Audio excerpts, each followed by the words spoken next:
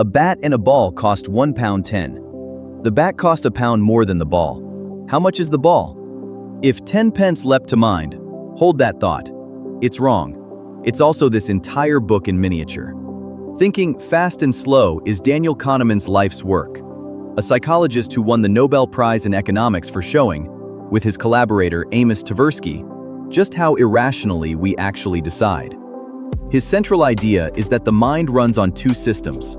One is fast, automatic, intuitive, the part that blurted 10 pence before you could stop it.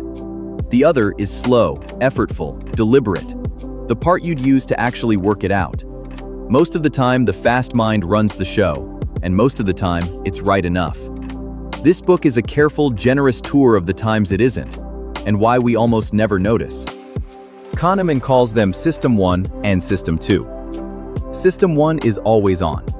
It reads the word in front of you, senses hostility in a voice, completes the phrase bread and. System 2 is the deliberate thinker, but it's lazy and tires easily, so it mostly endorses whatever System 1 hands it. The trouble is the shortcuts.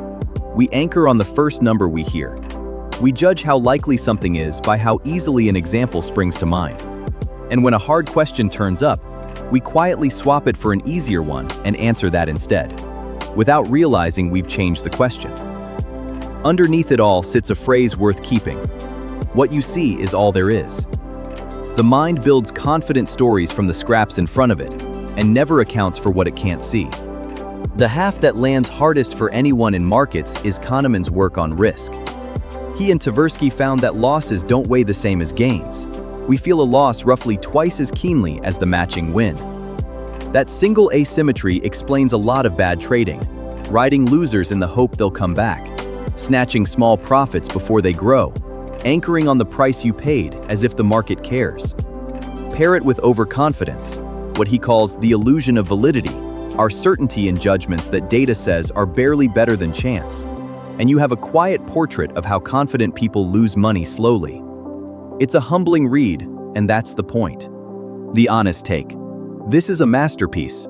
Dense, but a masterpiece. And the core ideas are Nobel grade and durable.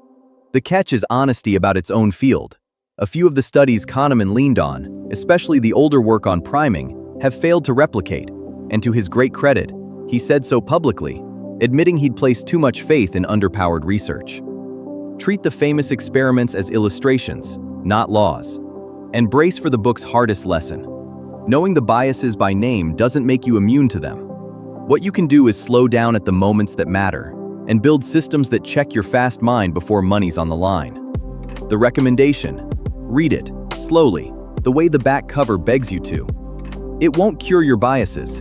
It'll just make you a little harder to fool, starting with yourself.